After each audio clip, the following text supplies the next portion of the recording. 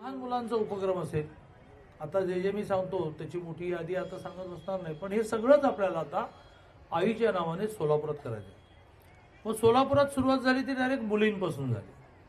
मोहन डांगरे आणि मी जवळजवळ 40 वर्षाचे मित्र. ते अतिशय छोट्या घरात राहायचे. त्याही वेळेला मी त्या घरी जाणं, जेवण, सगळ्या घरातल्याशी गप्पा. आता त्यांचं घर मोठं झालं, कुटुंबही त्यांचं मोठं आहे.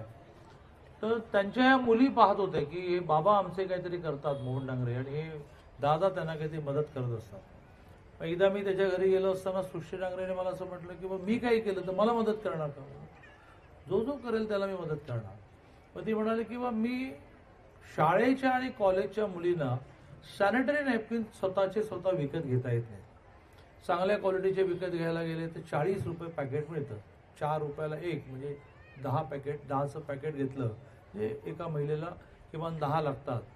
40 रुपये हे तिला कठीण आहे.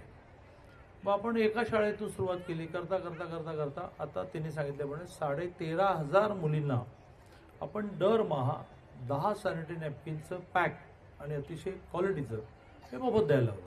अशातून सृष्टी डांगरेच्या कामाची सुरुवात झाली.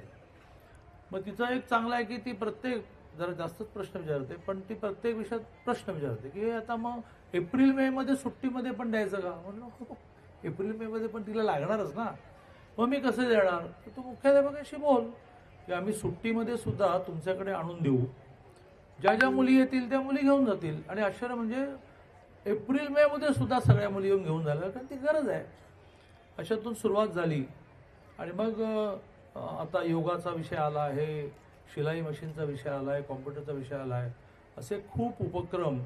मग आरोग्य शिबिरांचा विषय आला आहे, सण साजरे करण्याचा विषय आला. असे हळूहळू जे आम्ही पुण्यात आणि कोल्हापुरात करतो, आता मी पालकमंत्री असल्यामुळे सांगलीत जोरात करतो आहे, ते आता आपल्याला सोलापुरात करायचं आहे.